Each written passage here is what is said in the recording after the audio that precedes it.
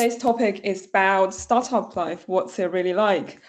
Well, first, I'm going to give everyone a just run through of my background. My name is Miao Chen. Miao sounds like a cat meowing, and the easiest way to remember me.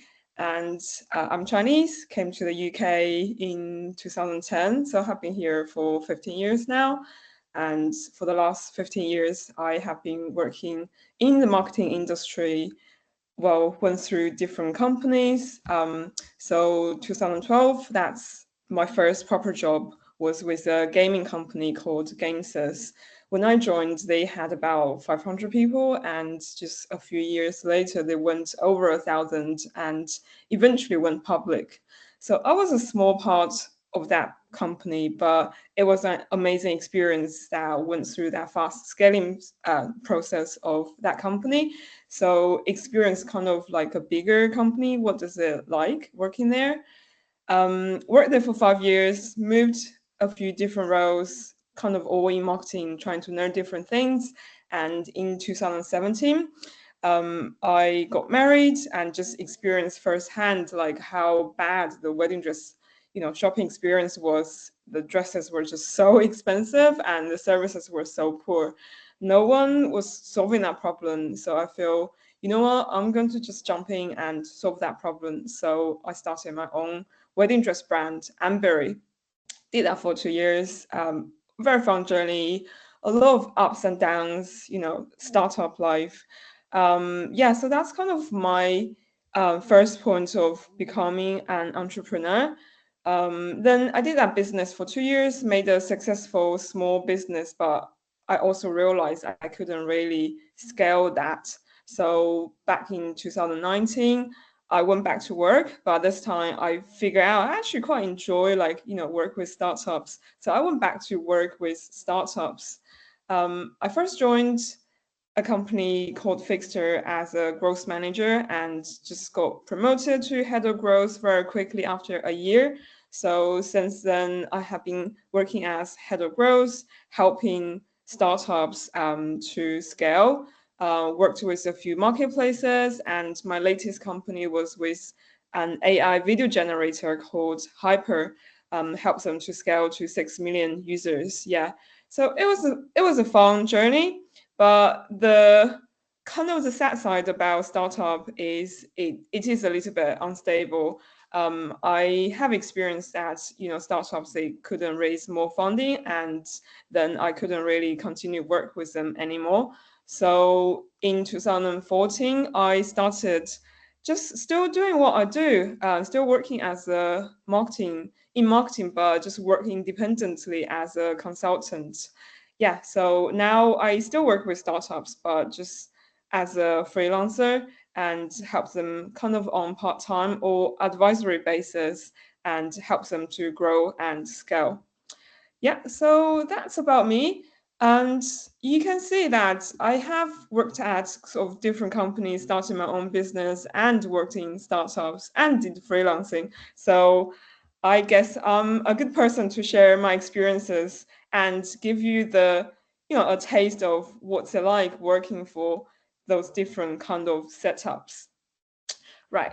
Okay. So for today's agenda, as most of you are graduates, so I'm going to share the experience for myself landing my first job and share some tips for you. Hope that will be very helpful. And then I'll compare the corporate life versus the startup life. And then I'm going to share my experience starting my own business. I know a lot of you guys here might want to start your business as well, so I can share my experience with you. And then lastly, it's a very trendy topic as well, and also why I was invited here. I was invited by Zia. Why I was invited because he thought I did really well on personal branding. So I think that's a very useful skill to have in 2025. So I'm going to share some tips on that as well. Right. Okay, let's dive in. Well, first, corporate life versus startup life. Well, they kind of have its pros and cons. So talk about corporate first. corporates generally, they're bigger companies, like their revenue stream are a lot more stable. So when you work there, you don't really need to worry about, whether the company will be there in the next year or so. But when you're working at startups, that might be the reality, that you just have that constant worry that, when whether the company can scale, or whether it can continue get funding, you have that worry. You don't have that stability, um, when you're working at startups. And in terms of career progression, I would say in a bigger company, it's definitely a lot more clear. So you kind of start as an assistant, and you grow, become like an executive, and then manager, head of your department, and then director, and then finally C-level senior management. So that path is very clear. You don't need to try different things to figure out how do you progress. You kind of just follow a path. While working at a startup, it basically it's a mess, and no one tells you that how do you get your next level of career. So you kind of just need to figure out that to yourself. However, for corporates, the competition for getting promoted is definitely a lot more competitive as well, because there are more of you, and each of you are kind of more specialized in one area. So for you to get your next level up, it's harder for you to get the extra experience you need to move to the next level. While when you're working at startups, because it's a small company, like you work with everyone. Like I'm marketing, but I work with products, engineers, sales, operations. So I kind of understand how the company operates a lot better. And quite often, because startup have so many projects they need to do, and even if you don't have the credibility, the proof that you can do that, but sometimes you just be pushed to do that job. And once you kind of took more responsibilities, and then you will kind of naturally be promoted to the next level. Well, here I say like naturally, but you do have to kind of negotiate with your manager and telling them that you have been doing a manager role already, so you want to be recognized for that. So in that kind of sense, startup does give you more opportunity to level up your skills and kind of move to the next level. And then I mentioned about like for corporates, like they do give you quite good training. So when you join, like you don't feel like you have been thrown into the river, just you have to learn to swim yourself. And usually you have a manager and a quite good supporting system that help you to know your job once you joined. So you don't need to worry about that. They will give you the training and help you specialize and do a really good job at what you do. But working at a startup, it's a very kind of well, it's just a crazy environment that there's just loads of problems and challenges. Like no, everyone's very busy and no one's there to train you. However, if you are proactive, you can take that as an opportunity as well, because you will be faced so many problems. So actually, it will be quicker for you to know like how to solve those problems. So at startup, quite often like your learning curve is much faster than at big corporates. In terms of compensation, I would say definitely corporate offers a better salary, benefits, as well as like work-life balance as well. Startups, it's very um, kind of busy environment. Like they're always pushing for your next milestones and want to achieve more with a small team. So sometimes you do have to kind of work over your hours in evenings or sometimes even weekends, and just to um, make sure like your startup will succeed. However, because of that, like your team stay stronger together, and because it's a smaller team, like you probably will feel like you feel more like friends with your colleagues, and you feel like you're a better team together. So quite often, like startups has a stronger team culture there. Then because a lot of you guys here are graduates, if you ask me, oh, do you recommend me to, for your first job, do you recommend me to go to work for corporate or startups? I would say go to corporates. Why is that? It's because of that brand recognition you will get. Say if you worked at, like Google, Amazon, Deliveroo, those bigger brands, even after say like 3 or 5 years, you don't work there anymore, but you will still have that credibility on your CV. If then you want to move to a smaller company, it is a lot easier. You can call yourself a ex Googler, ex Amazon, ex Deliveroo, and that carries some weight on your CV, and you will have more opportunities than you just starting working with a startup that no one know about. Yeah, so that's kind of the pros and cons of working at startups and corporates. Um, a few more things I just quickly run through. Some downside of working at corporates. Basically, it's a big company. There's lots of hierarchies. You do feel like you're a small cog in a big machine. Um, there will be limited personal growth. It's low risk, but at the same time, what you do is a lot more restricted as well, so less autonomy there. um, on the downside of the startups, as I mentioned, it's higher risk. You don't know how long the startups will last. However, it potentially it could bring you high growth opportunity as well. So a lot of startups, they don't offer you the highest salary, but they offer you share options.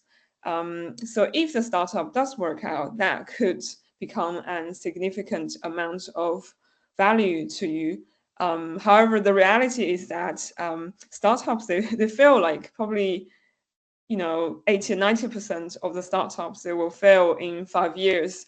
So the reality is still very harsh. I, I think you need to judge case by case. If you really believe in a startup, yeah, just go for it, and yeah, take a lower salary and take some shares that could potentially worth a lot. But don't thinking that every startup you join we're going to have that. And yeah, it's quite often it's not the reality, so you just need to think that through. Yeah, some other downside: lack of structure I mentioned about, work-life balance not as good, unclear career paths. But for a very proactive person, that on the other side might becomes an opportunity that you can learn faster as well. Right. So these are the kind of the pros and cons working at startup. I guess I'll leave you guys to have a think. Maybe at the end we can have a debate. What do you prefer, working at corporate or startups? Right. Next one. Okay, so this one, I'm hoping you guys will be wanting to hear this. How to actually land your first job. Well, the first thing to mention is that, unfortunately, it's a bad news. It's a very, very competitive market. A couple of years ago, I was hiring an intern role, and I got over 1,000 CV just for, just I'm just hiring one intern. Yeah, I was shocked. It's crazy. It's the amount of competition you guys have to go through to get that job. So unfortunately, it's a very, very competitive market.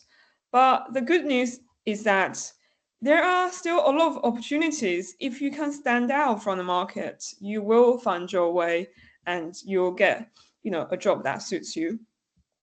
So first thing I would say, a lot of those, graduates, when I was hiring the intern, when I look at the CV, actually they were not like, a fresh graduate at all. A lot of them already had like internship, and some of them had some part-time experiences, and some of them even had some like their own startup experience. So that does help them to stand out. and I prioritize to speak to those people who already showed, they have some skills that they can fund something themselves. So as a graduate, I definitely recommend, even just work for free and just start getting experiences. That is going to be very helpful for you to learn how to work in a business and prove that you can be proactive.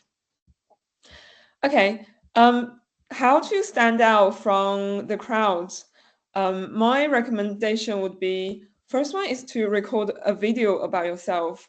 People apply jobs using a CV, but CV, they look the same. It's all like square and text. Everyone, they look the same on a CV. So if you are different, like we can't really tell from just a CV. So you have to, show your personality and stand in front of people. Video is a very good way to do that. And then I would suggest you build a website to showcase your work. It could be, just some projects, even just school projects you have done, just show like, what's the goal of that project, what you want to achieve, and the process you have done that. That just helps you to showcase what you are capable of. I can show you my example. I built an online CV. I'll show you. So I just use Notion and put together a online CV. So you can see like it's very, very simple. There's like no design or anything, just very simple text. So the first part, I put my introduction. Hi, I'm Maio. What I do, I have 15 years experience in growth marketing in those industries. And my expertise include, go-to-market strategy, different marketing channels, data-driven approach, and AI automations. And I showed my achievements. So you don't have to be very detailed, just high level, like what are your proudest achievements? For me, like I scaled Hyper to 6 million users, Home Cooks 6 times their revenue, Fixer helps them to get acquired by Renault. So just briefly tell people who I am and what I am capable of, and then go to more details, what I'm good at. Like I drop down some bullet points, help people understand what I do. And then I did a video about myself. I'll play a little bit.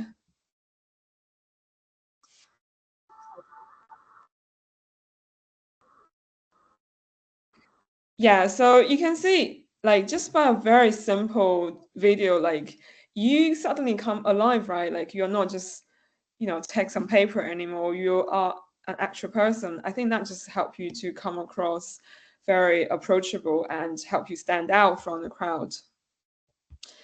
And then for each of my role, I did a page.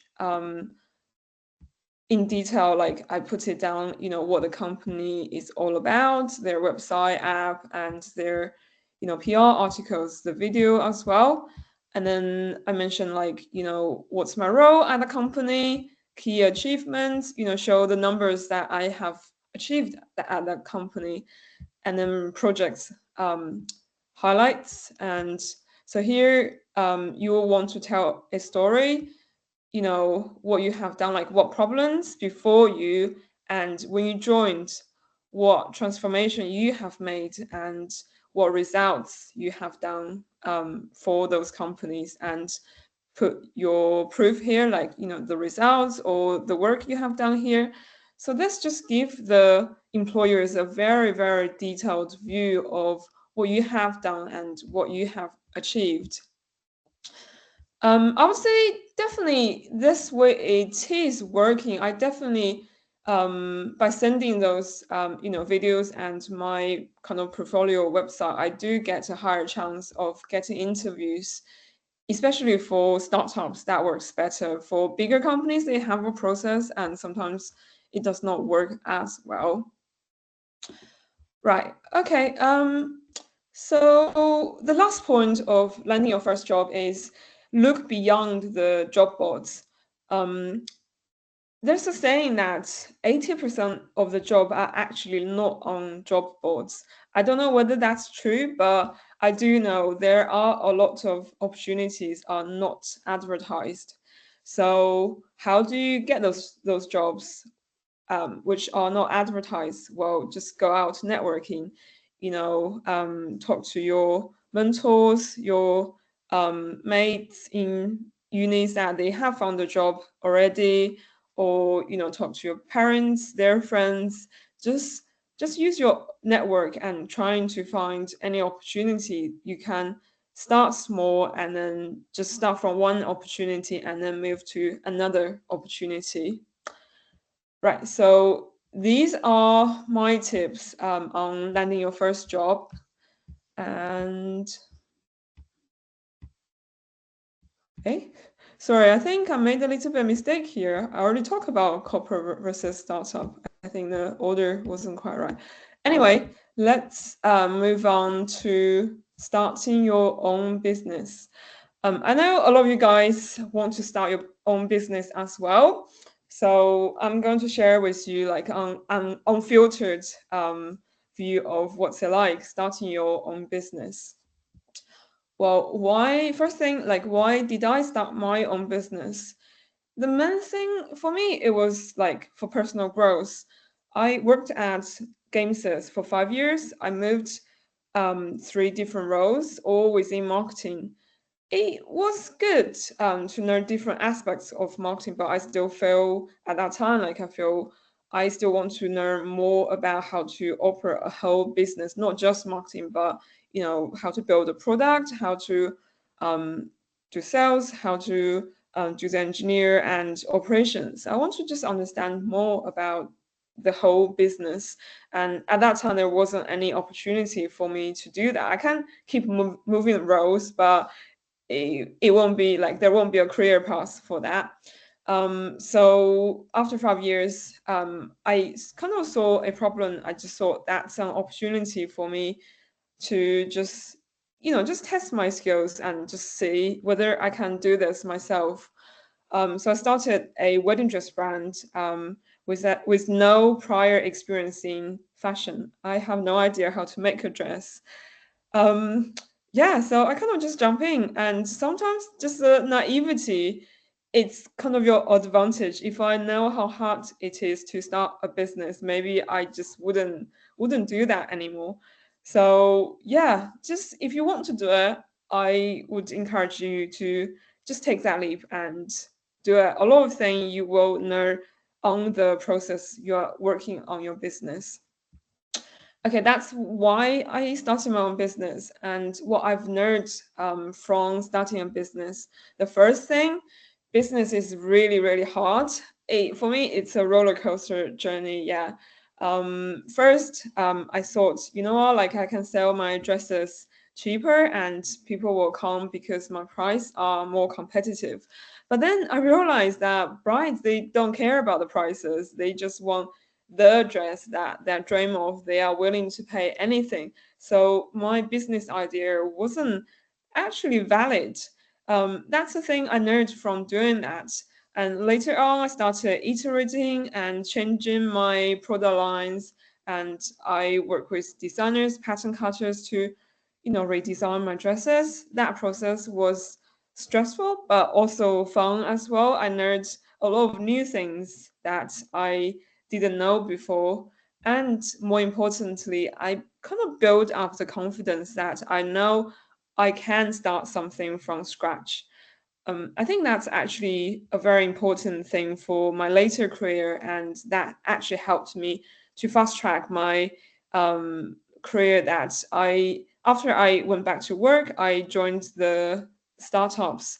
I quickly got promoted to head of growth. I think that's because of my startup experience myself. I learned those skills. Just have that confidence. I can, lead something that maybe there's no clear path. I think that confidence helped me to fast track my career later on. Other things I learned from doing my business. So for myself, I actually quite enjoy like those creative process and building something and solving problems. So that's also what I enjoyed about doing your own business or join working at a startup. At the same time, at that time, I joined a lot of communities as well. I was working with other wedding suppliers, like there were makeup artists, photographers, and some other categories as well. All of us, we work together for free and we'll create a style shoot. And then we kind of can help each other. We put those, images and videos on social media, and we'll tag each other, help each other to promote each of us as well. So that helped me to get to know other business owners, and that kind of opened up my network as well. Okay, that's my experience of starting my own business. If you ask me whether I would recommend graduates to start your own business, I would say for most people, no. It's hard. It's hard. It's very hard to start your own business, especially you have no experience at all. But on the other side, for some people, if you really want to do it and you are prepared that you're going to have a lot of challenges and you're going to, be very stressed and sleepless, but you want to fast track your own kind of personal growth, I think why not spend a year or 2 years just to try one idea. You will kind of fast track your career later on as well. Yeah, so that's kind of my experience starting my own business. And right, so let's move on to the last topic of today, which is build your own personal brand. This is a very trendy topic at the moment, I feel. So why I build my own personal brand? Well, I'm starting my own freelance business. I need to get clients, and where to get clients? One is to get clients from your online networks, social media like LinkedIn, maybe even like TikTok, Instagram, and another way is through your personal network. That's just through word of mouth. So, what is a personal brand? I would say basically, personal brand is all about how people remember you. So, when your friend is introducing you to someone else, how they introduce you, that's basically your personal brand. And so, for building personal brand, like what I have gained for building my personal brand, um, personally for myself, I feel well. The first thing through like sharing lots of content and thoughts, I actually get better at what I do. I am a marketing expert, but still there's a lot of things I don't know about. By writing about growth marketing, I would say compared to like a year ago, I am even better at what I do now. So that just helped me clear my thoughts and improve my methodology. So I think that is a very important kind of like goal for myself, why I want to do this. And then improve my communication skills and storytelling. I did discover like when you're sharing things on social media, when you're sharing something very useful, like no one pay attention to you. People are attracted by stories. So you need to share stories. You need to share, like something about yourself, the setbacks you had, how did you go through that and what results you get. People love to hear those stories that they feel they can relate to. So by figuring out like how to tell my stories, I feel like I definitely improved my communication skills and storytelling skills. Yeah, and the last one is I definitely through this process I met a lot of people and expanded my network. So that's kind of why I did my personal brand, and I will show you like how I did it. I'll walk you through my LinkedIn.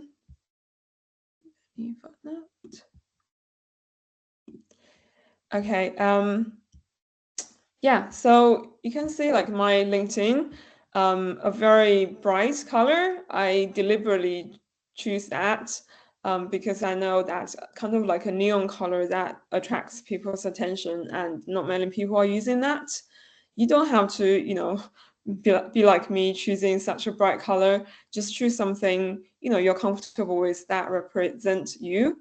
And importantly, for your LinkedIn profile, like your name and what you do, like I am a growth strategist, and who you help. So for me, like I help seed stage B2C startups, and what I offer, I help them to unlock their Series A, and my method with a scalable, profitable growth. And I also mentioned about the industry I work with as well. So that kind of just help people to quickly understand what you do, who you help, and how you can help them. And then you can tell people about yourself a little bit more in the about section. List all your skills. And here's the feature section that you can list some links, maybe to your online CV, your portfolios, or if you write a blog, and you can showcase here as well. But building personal brand, it's not, like a one day thing. You get it down and then you can forget about it. It's a constant thing. So for me, like I write on LinkedIn, for each week, I write two to three posts. It just helps me to get in front of people, help me to get remembered for what I do. So what I write are I am a growth marketing strategist, so all I write is kind of like growth marketing, um, insights, frameworks, and case studies. So, for example, this is a case study about Figma, how they achieved 20 billion evaluation, and I break down their marketing funnel. And this one is about DeepSeek, which is a trendy topic. My framework, how to help startups to scale. Yeah, still my framework. And also, it's very important that you share your personal story as well. So this is a post I mentioned. I took a few months break on LinkedIn because I was kind of burned out and I got a little bit lost. I didn't have a direction. I didn't know what I want to achieve. But after kind of a few months break, I came back stronger with lessons learned. Share a lot of topic content on that just help you build your expertise in that field. And second one, share your opinions and insights. Don't just share, very dry knowledge, frameworks, and resources, and people will get bored on that. Share, like, if you have a very unique view about, say, like a hot topic, yeah, just share that. It's your personal view. People want to see what you think about that thing rather than just, a very like ChatGPT think what the thing is. Yeah, so just show your personality there. And then the next one is to network and build your connections. So I am a very shy person, and when I first started getting to, network with people, I was very nervous, but I kind of set up a goal for myself. I said that I want to meet 100 people. So I made the list. On Notion, I made a list of 100 people I want to talk to, and I just messaged them like, LinkedIn or emails or WhatsApp, whatever.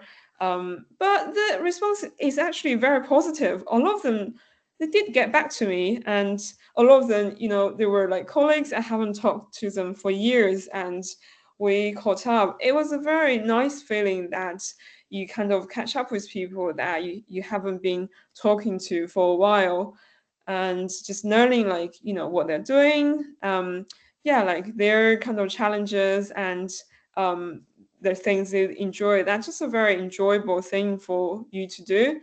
And then also like meeting new people as well. Sometimes, just people on LinkedIn, I don't really know them, but I like what they do. Like I want to understand more about them. I just drop them a message and say, hey, like, I like what you do. Like, can we have a chat? And introduce who you are, like, what benefits you can bring to them as well. well, you won't get everyone, but there will be people who will be willing to have a chat with you, and then you can learn from them, like how they get to their current position, their challenges, and achievements as well. That's going to be very, very helpful for your career. Yeah, so these are the basics you need to do to build your personal brand. And here are some advanced techniques. Well, first one is to create a brand identity. I mentioned this earlier. Basically, to simplify that, you just need to pick a strong color to represent yourself, and kind of choose some formats you repeat using those kind of formats that will create a visual identity that just help people to remember you a lot faster. Second one, share your personal stories as well. I mentioned this as well. For me, my first few posts, which got me like the highest impressions, are actually not about like marketing. It's about, like my personal stories. Like this one, I said, I'm not going to lie, putting myself out there terrifies me. It is about, as an introvert, like how did I push myself to network with people, and what I actually enjoyed from that process that got me, yeah, a lot of likes and a lot of impressions. Yeah, and then the last one is champion a mission. So basically, this is you kind of if you want, if you have a mission in mind, you want to achieve that. Like, it's a very good way to unite your community to come along the journey with you. So I have an example of this. It's a it's a girl. I really admire her work, and well, some rude languages used here, but you can see like basically she has a point to make, right? Like she don't want to be humble. Like she wants all the women to be bold and go in front of the cameras, public speaking, and just promote yourself. She has built a community around this just by helping people to stand up and voice their opinions. Um, yeah, so she has a mission and she used it to unite her community. That helps you create your own personal brand as well. Right. I That's it, and that's everything I want to share today. And if you guys want to find me, you can, just add me on LinkedIn, or here's my email as well. You can scan me, scan this QR code to add me on LinkedIn. I'll leave it here. And yeah, just open to questions. Thank you so much, Miao, for sharing your expertise in startups. So yeah, if anyone has any questions, you can pop it in the chat or unmute yourself. I'm sure Meow is able to answer as many as possible.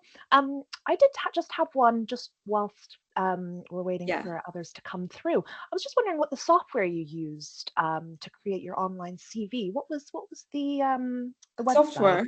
Oh, Mm, good question. Yeah, so this software is called Notion. Let me find out. You can still see my screen, right? yeah.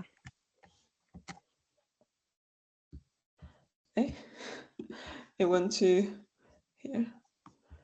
Uh, Notion. Yeah.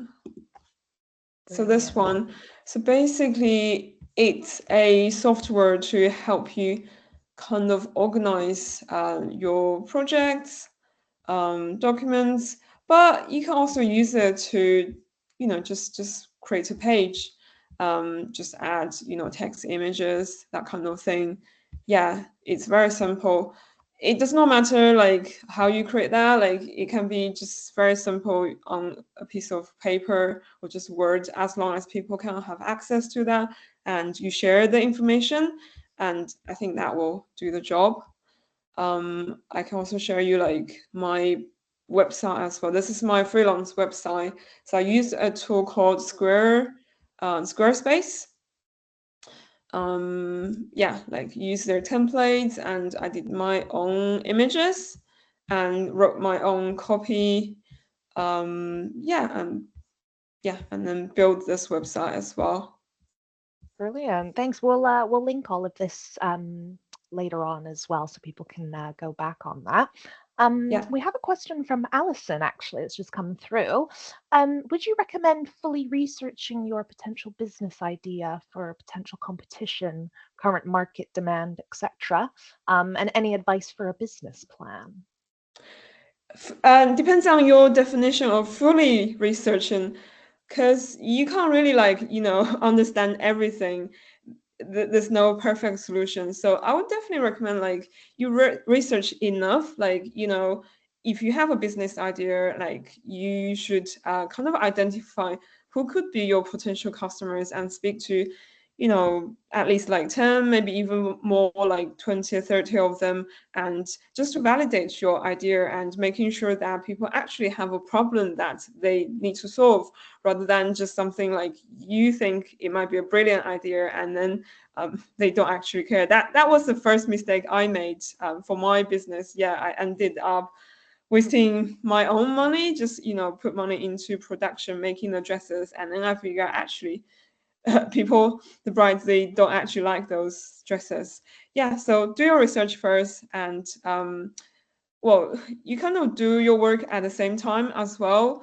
I guess the other side for that is you can't think too much as well. If you kind of planned everything perfectly, I'm sure you won't do your business anymore. So you have an idea, did some research, you think it could, it could be working, and yeah, just start working on that, and gradually you refine your methods, your approach along the way. That would be, yeah, my advice on that. Thank you, Meow. And we have another question from Arnav. How do we as students find opportunities at startups? At startups, yeah, that's a good question. Yeah, startups, they advertise as well. So just go to LinkedIn. There's loads of jobs from them as well. There's a very good site for startup jobs called, used to be called Ota, and now I think they actually rebranded to um, something my jungle. Karima, do you know that site? What's it I called? don't think I've heard of. I think it's called, used to call, oh, this one, Ota. Yeah. Yeah, now it's called Welcome to the Jungle, this one. Yeah, they have lots of startup jobs. I do quite like this side. They don't show you like, hundreds of different jobs, and they just show you like, for example, like here, like they just show me 10, but it will be like more selected. And at the same time, I find it will be less competition. So when you are applying a job on LinkedIn, like, well, there's thousands of them. Like, even though you are right for that job, sometimes people just can't find you. Um, but this side, I find it better because they show the job to less people. So you're probably only competing, I don't know, maybe like 20 or 30. And the recruiters, they actually will have a look at your CV. So you do have bigger chances. So yeah, definitely have a look on that. Let me send you this site on LinkedIn. Oh, sorry, on the chat. There you go. Fantastic, thank you. Does anyone else have any more questions before we finish up? Seems like you've answered everyone's questions. Thank you Yeah, so great. much, Meow. It's been No really problem. informative. And yeah, just if what we'll do is we've recorded this, so it will be up on Graduate Mentor website for you to look back on if you need. And you do need to create yourself a profile just so you're aware before you log in to access the video. So if you don't mind just doing that. And just as a side note as well, just before everyone leaves, I'd just like to share my screen to just to make everyone aware. So we actually have a very insightful Q&A coming up as well on the 26th of February at 1 p.m. Any questions and answers about Graduate Mentor. So if you're new to Graduate Mentor, hello, thank you for joining. Or if you've been a member for a while, this is your chance to ask any burning questions that you have. So you can scan the QR code to register, and it's completely free, of course, and your input will be really helpful to help us improve the program as well.